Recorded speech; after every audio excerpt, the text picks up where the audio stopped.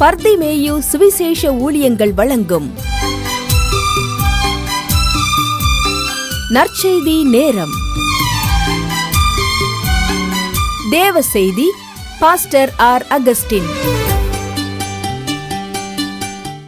இந்த நாளில் உங்களோடு நான் பேசி வருகிறேன் பிராயச்சித்தம். ஏன்னா இன்னைக்கு அநேகருக்கு எல்லாரும் வச்சிருக்கோம் பிராயச்சித்தம், ஏதாவது செய்யணும்.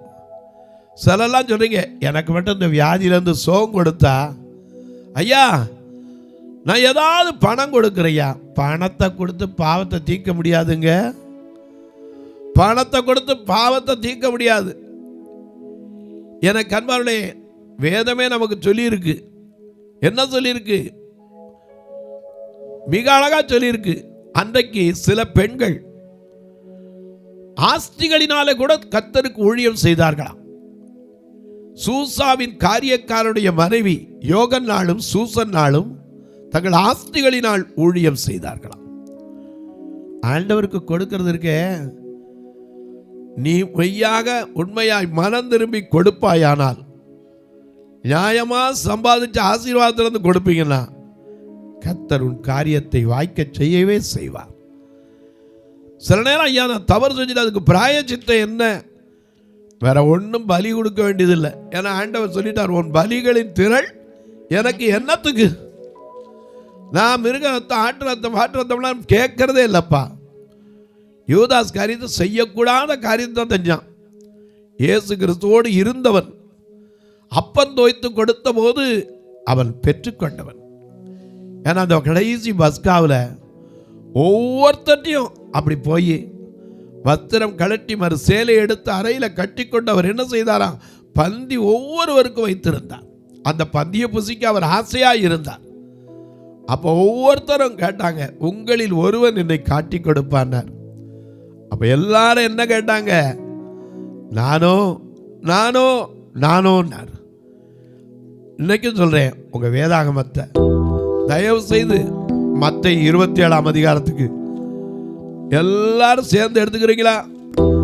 மெய்யாகவே மெய்யாகவே உங்களில் ஒருவன், மெய்யாகவே மெய்யாகவே உங்களில் ஒருவன் என்னை காட்டி கொடுப்பான் என்று உங்களுக்கு சொல்லுகிறேன். என்னை காட்டி கொடுப்பான் என்று உங்களுக்கு சொல்லுகிறேன். அழுதி விட்டெழுந்திருந்த அதமையன் ராஜா, அழுதி விட்டெழுந்திருந்த அதமையன் ராஜா, 12 சீசர்களும் பணிவிடை செய்ய வந்த, 12 சீசர்களும் பணிவிடை செய்ய வந்த, அழுதி விட்டெழுந்திருந்த அதமையன் ராஜா.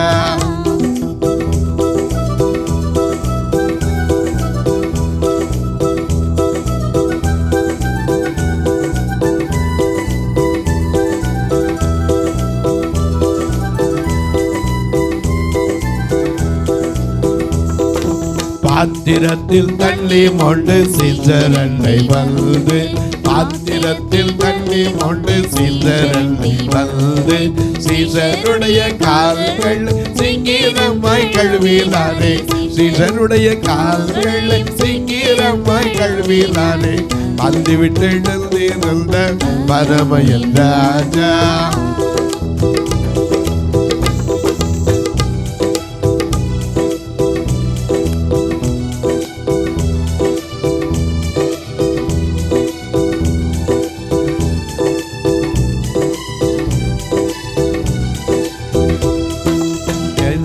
கழுவாவிட்டால் அருமை பெருமே, நான் உன்னை கழுவாவிட்டால் அருமை பெருமே, என்னிடத்தில் பங்கும் இல்லை என்று உனக்கு சொல்லுகிறேன். என்னிடத்தில் பங்கும் இல்லை என்று உனக்கு சொல்லுகிறேன். அள்ளி விட்டு வந்த பரமயன் ராஜா.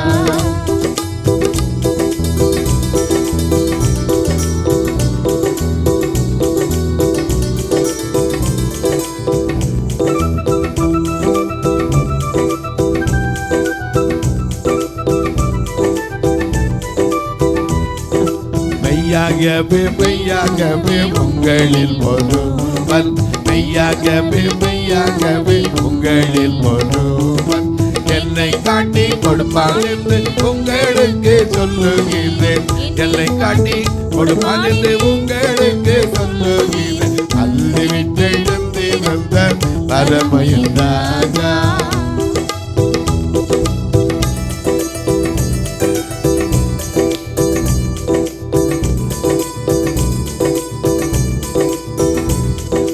பன்னிரண்டு சீசர்களும் நானோ என்றார். 12 சீசர்களும் நானோ என்றார். காட்டி கொடுக்கும் யூதாசும் நானோ ரமி என்றார். காட்டி கொடுக்கும் யூதாசும் நானோ ரமி என்றார். அள்ளிவிட்டு எழுந்து வந்த பரமயின் ராஜா. அள்ளிவிட்டு எழுந்து வந்த பரமயின் ராஜா. 12 சீசர்களும் பணிவிடை செய்ய வந்த 12 சீசர்களும் பணிவிடை செய்ய வந்த அள்ளிவிட்டு எழுந்து வந்த பரமயின் ராஜா. அள்ளிவிட்டு எழுந்து வந்த பரமயின் ராஜா.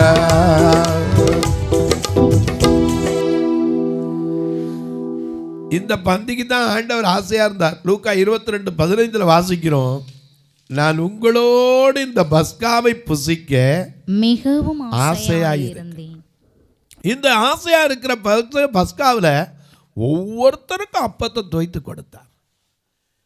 அதைத்தான் நம்ம மாசம் கம்யூனியன் சர்வீஸில் வாசிக்கிறோம். 1 கொரிந்தியர் 11 23 வாசிக்கும் போது பவுல் சொல்றார், நான் உங்களுக்கு ஒப்புவித்ததை கர்த்தரிடத்தில் பெற்றுக்கொண்டேன். என்னவெனில், ஏன்னா அவர் தான் அதுக்கு மாடல் நம்ம காட்டி கொடுத்தார். என்னவெனில், கர்த்தராகிய இயேசு கிறிஸ்து தாமே தாம் காட்டி கொடுக்கப்பட்ட அன்று ராத்திரி அப்பத்தை எடுத்து ஸ்தோத்திரம் பண்ணி அதை பிட்டு சீஷர்களுக்கு கொடுத்து, இதை வாங்கி புசியுங்கள். இது உங்களுக்காக பிற்கப்பட போகிற சரீரம். என்னை நினைவு கூறுங்கள். நான் அப்ப கேட்கிறாரு, எப்பா என்னை நினைக்கணும் சொல்லியிருக்கனே. உங்கள ஒருத்தன் காட்டி கொடுப்பான். அப்பவே மனம் திரும்பி இருக்கணும். யூதாசு மனம் திரும்பலையே. ஏன்னா சில நேரத்தில் தருணங்களை கொடுக்கிறார். எசபேலுக்கு தவணையை கொடுத்தார் மனம் திரும்பும்படி. இன்னைக்கு நமக்கும் காலத்தை கொடுத்திருக்கிறார். ஒவ்வொரு நாளும் நம்ம மனம் திரும்புவோம் ஏக்கத்தோடு நம்மகிட்ட கேட்கிறார், நீ வருவாயா இயேசு உனக்கு வாழ்வு தந்திடுவார். நீ வருவாயா இயேசு உனக்கு வாழ்வு தந்திடுவார். பாவ மன்னிப்பில் நிச்சயத்தை பெற்றுக்கொள்ள வேண்டும். பரலோகத்தில் ஓரிடம் நீ பெற வேண்டும். பாவ மன்னிப்பில் நிச்சயத்தை பெற்றுக்கொள்ள வேண்டும். பரலோகத்தில் ஓரிடம் நீ பெற வேண்டும். இயேசு தருகிறார், இன்று தருகிறார். இயேசு தருகிறார், இன்று தருகிறார். அதற்காகத்தான் சிலுவையிலே ரத்தம் சிந்திவிட்டார். அதற்காகத்தான் சிலுவையிலே ரத்தம் சிந்திவிட்டார். பாவ மன்னிப்பில் நிச்சயத்தை பெற்றுக்கொள்ள வேண்டும். பரலோகத்தில் ஓரிடம் நீ பெற வேண்டும்.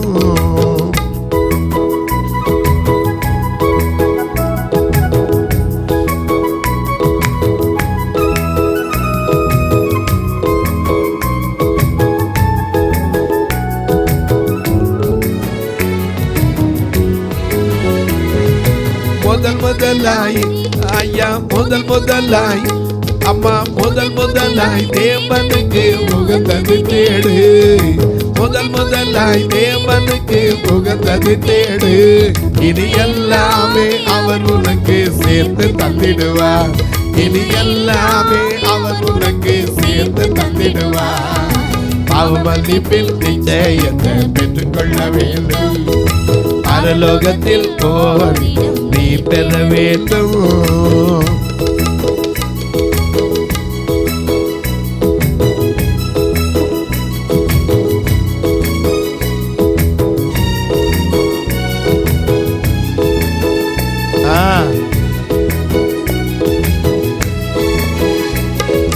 நீ தேடும் ஐயா, நீ தேடும் விடுதலை இயேசு தருகிறார்.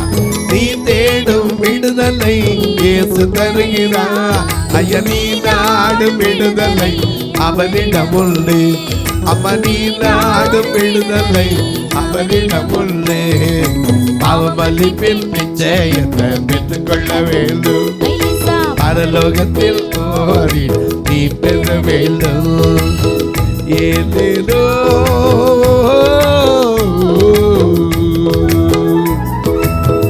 ஏலேலோ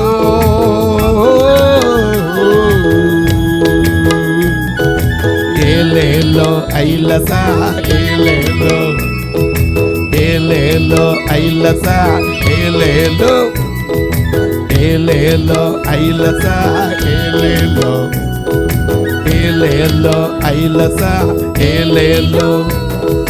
நீ தேடும் ஐயா நீ தேடும் விடுதலை இயேசு தருகிறார். நீ தேடும் விடுதலை இயேசு தருகிறார். ஐயா நீ நாடு விடுதலை அவனிடம் உண்டு. அம்மா நீ நாடு விடுதலை அவனிடம் உண்டு.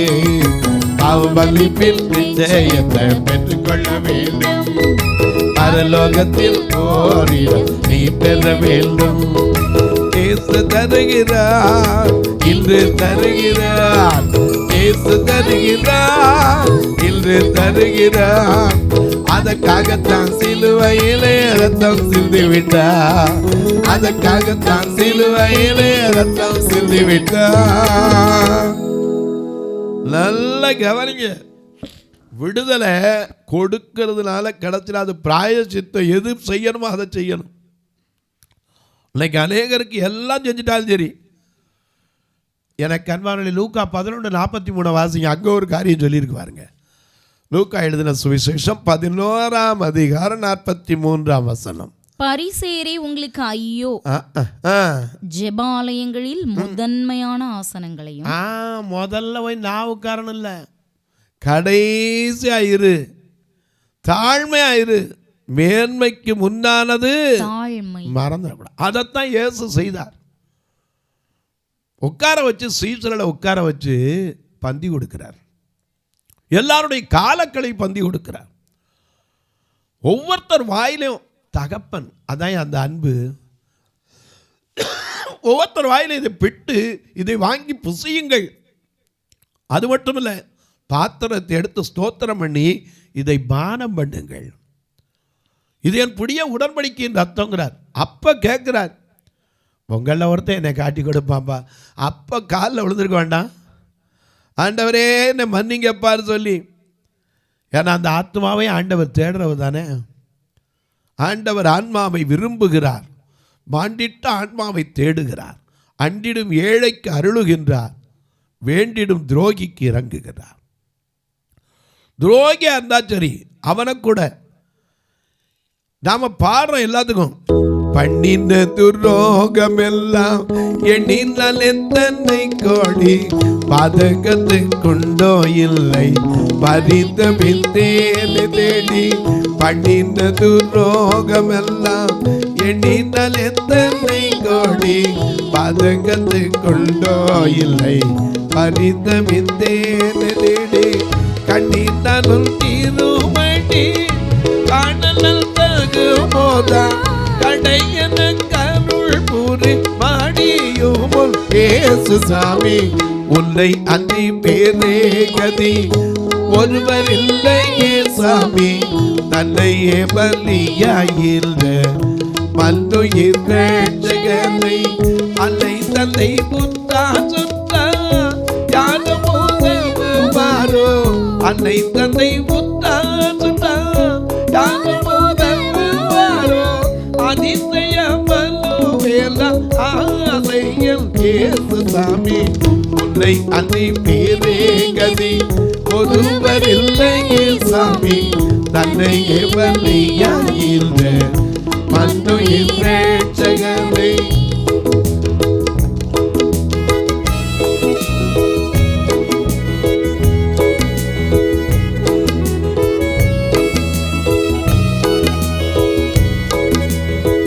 அஞ்சி அஞ்சி தூரனின்று சஞ்சல கையை நான் சொல்லி, அலை கடல் துரும்பு போல மலைவு கொண்டேன் ஐயோ, அஞ்சி அஞ்சி தூர நின்று சஞ்சலங்களை நான் சொல்லி அலைகடல் துரும்பு போல மலைவு கொண்டேன் ஐயோ, கெஞ்சி கெஞ்சி கூவமில்லை பஞ்சக முகம் ராஜா, கெஞ்சி கெஞ்சி கூவமில்லை பஞ்சக முகம் ராஜா, எட்டியம் சேர்த்து கேரோவை இயேசு சாமி, உன்னை அன்றி வேறே கதி ஒருவரில்லை சாமி, தன்னையே பலியாகின்ற மன்னுயிர் ரட்சகனை, மன்னுயிர் ரட்சகனை,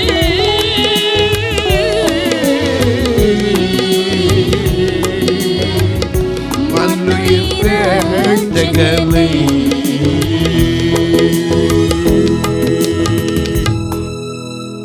நல்ல கவனிங்க, பண்ணின துரோகத்தை கூட மன்னிக்கிறாரியா?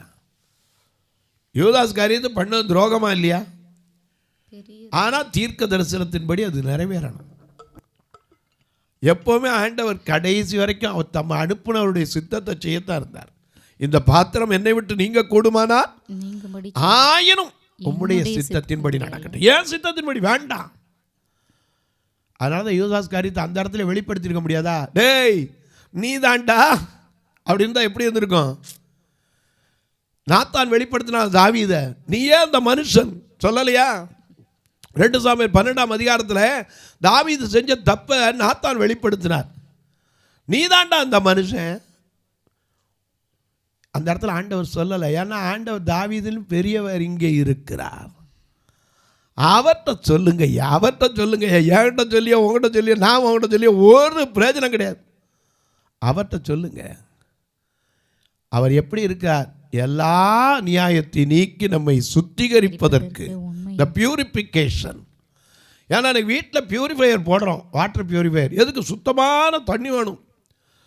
நாம் சுத்தமாகணுமே, நமக்குள்ளே இருக்கிற எல்லா கசடுகள் அழுக்குகள்லாம் போகணுமே. அவர்கிட்ட தான் அறிக்கையிடணும். எனக்கு அன்பானவர்களே, இந்த யூதாஸ் காரியத்துக்கு தெரிஞ்சு, எப்போ தெரிஞ்சு? விளையாட்டு போல செஞ்சானோ, அறிஞ்சு செஞ்சானோ, அறியாமல் செஞ்சானோ தெரியாது. பண ஆசையில் செஞ்சானோ அதெல்லாம் எனக்கு முக்கியம் இல்லை. அவன் கண்டபோது அவர் மரண ஆக்கினைக்குள்ளாக தீர்க்கப்பட்டார் என்று கண்டபோது மனஸ்தாபப்பட்டான். மனதில் சுத்தமாகணும். ஆனால் வள்ளுவர் சொன்னாரே, மனத்துக்கண் மாசிலன் ஆதல் அனைத்தரன் ஆகுல நீர பிறனார். முதல்ல மனதில் சுத்தம் இருக்கணும். இன்னும் கொஞ்சம் புரியணும்னா, மனம் தூய்மை செய் விரை தூய்மை இவ்விரண்டும் இனம் தூய்மை தூவா வரும். அவள் என்ன சொன்னா? மனது நாம் செய்கிற காரியம் சுத்தம் இருக்கணும். சேர்ந்து இருக்கிற இடம் எப்படி இருக்கணும்? அவன் சேர்ந்து இருக்கிற இடத்துல அவர் செய்த காரியம் அவனை அறியாமலே மனசுக்குள்ள ஒட்டுன்னு அடிச்சிச்சு.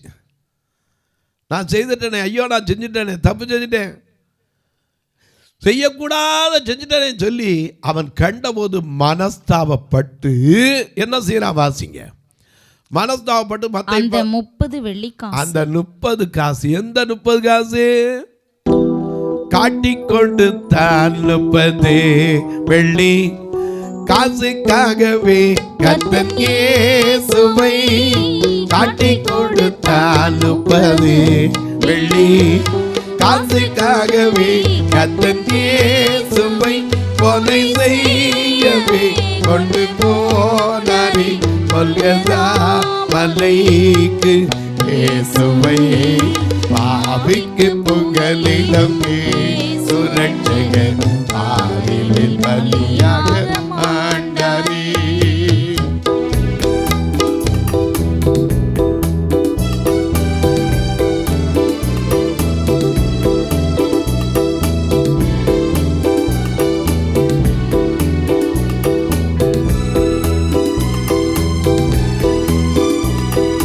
கள்ளர் மத்தியில் ஒரு கள்ளர் போ குற்றமற்ற கிறிஸ்து தூங்கினார்.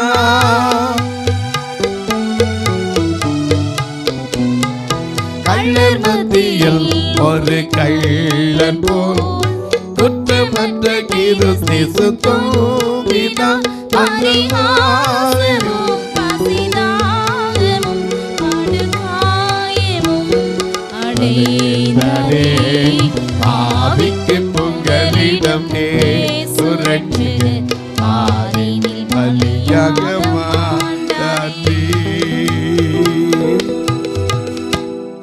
அந்த 30 காசு. எந்த 30 காசு? காட்டி கொடுக்கிறேன், எனக்கு கூலியா கொடுங்க. என்னது? 30 காசு. இந்த காசை கையில் எடுத்துட்டான். ஏன்? இது பாவத்தினால வந்த சம்பாத்தியம். ஒரு சமயத்தில் ஒருத்தர் நிறையா பணம் வச்சுருந்தார். இந்த ரகசியம் உங்களுக்கு தெரிஞ்சிருக்கும், இருந்தாலும் சொல்கிறேன். அப்போ டிஜிஎஸ் தினகரன் பிரசங்கம் பண்ணிக்கிட்டு இருந்தார். உன் வியாதி என்ன இருந்தாலும் சரி, இப்போ அந்த இடத்துல நீ கை வை, விசுவாசத்தோட கை வச்சீன்னா உனக்கு சுகமாயிருந்தார். அவன் அது வரைக்கும் இயேசு அறியாதவன், என்னடா இப்படி சொல்கிறாருன்ட்டு கையை வச்சான், சுகமாயிருச்சு. இருந்த பணத்தை கொண்டு போய் கிட்டத்தட்ட எத்தனை கோடிக்கணக்கில் இருந்தான். அதில் உண்டானதான் காருண்யா. உடனே அதை போய் ஆராய்ச்சி பண்ணாதீங்க எப்படி யாருன்னு. ஏன்னா அவன் ஆனது அவனுக்கு கர்த்தருக்குரியது. எனக்கு அன்பானவர்களே, இவனும் 30 காசு எடுத்தான். எதனால வச்சிருந்த காசு?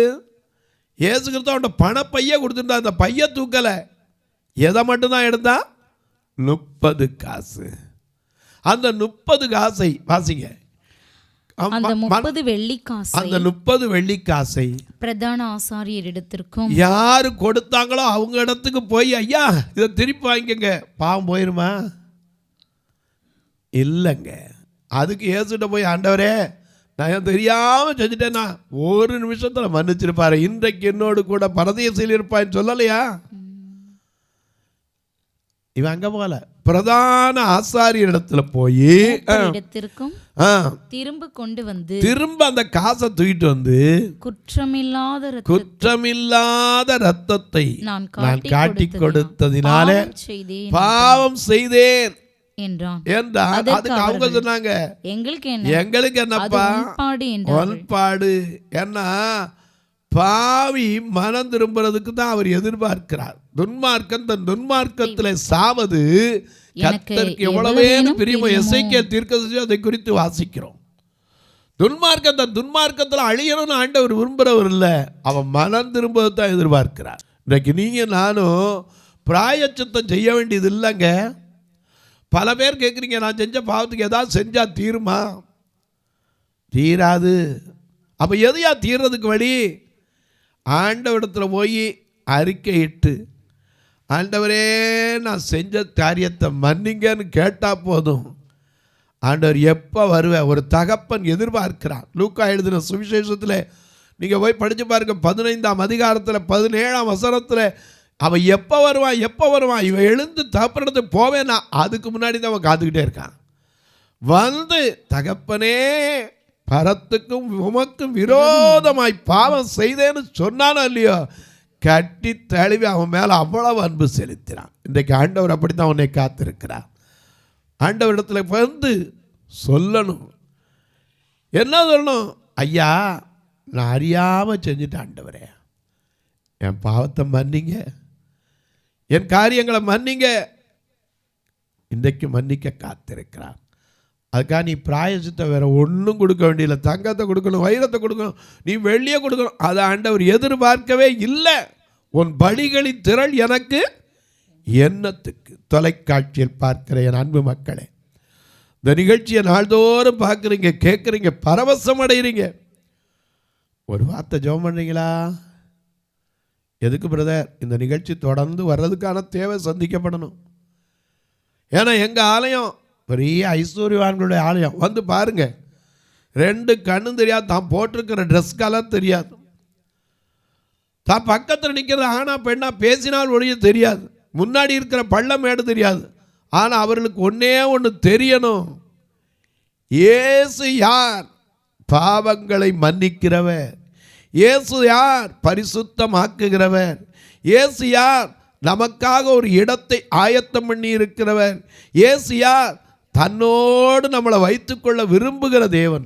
இது தெரியணும்.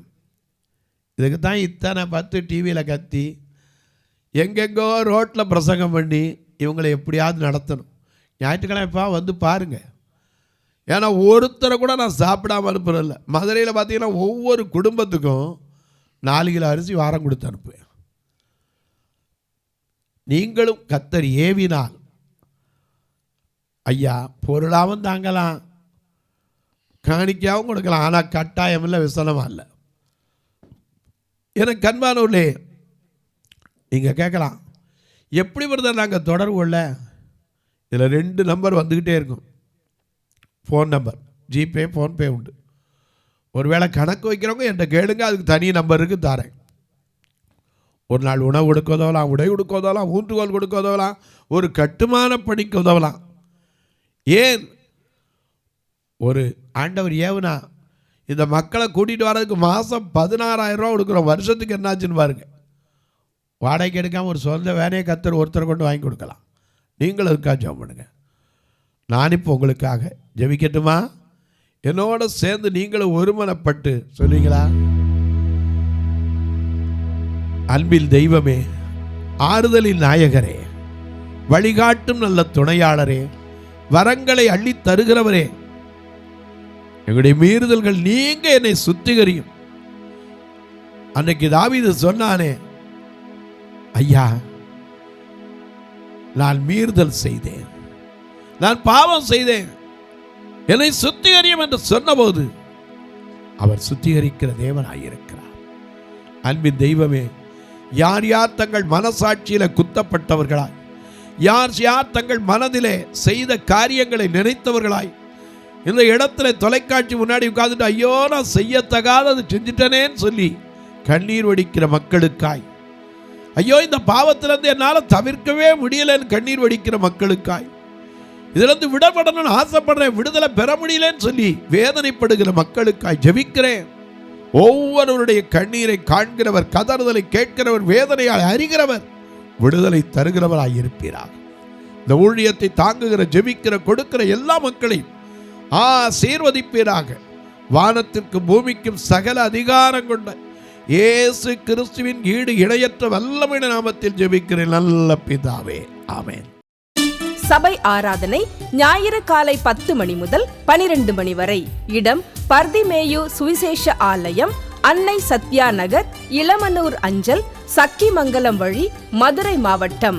பின்கோட் 625201 மற்றும் பர்திமேயு சுவிசேஷ ஜெப வீடு, flat number 107, Eden garden, Muthur, Tirunelveli. Pincode 627011. சிறப்பு உபவாச கூட்டம் ஒவ்வொரு மாதமும் 2வது சனிக்கிழமை காலை 10 மணி முதல் 1 மணி வரை நாகர்கோவில் YMCA ஹாலில் வைத்து நடைபெறுகிறது. மற்றும் ஒவ்வொரு மாதமும் 4வது சனிக்கிழமை காலை 10 மணி முதல் 1 மணி வரை திருநெல்வேலி புதிய பேருந்து நிலையம் அருகில் உள்ள கிரேஸ் ஹாலில் வைத்து நடைபெறுகிறது. எங்கள் எல்லா ஆராதனைகளிலும் கலந்து கொண்டு தேவனை மகிமைப்படுத்த அன்பாய் அழைக்கிறோம். உங்கள் உதாரத்துவமான காணிக்கைகளினால் இவ்வூழியத்தை தாங்க விரும்பினால் R Augustine, account number 5021364331, IFSC code IDIB 000B066, Indian bank, BP Kulam, Madurai. GPay number 9842181917, BGM ministries மற்றும் 9442559772, பிளைண்ட் மினிஸ்ட்ரீஸ் அகஸ்டின். உங்கள் தொடர்புக்கு பாஸ்டர் ஆர் அகஸ்டின், பர்திமேயு சுவிசேஷ ஊழியங்கள், நாகமலை, புதுக்கோட்டை, மதுரை 625019. தொலைபேசி எண்கள் 9842181917 மற்றும் 9442559772. கர்த்தர் தாமே உங்களை ஆசீர்வதிப்பாராக.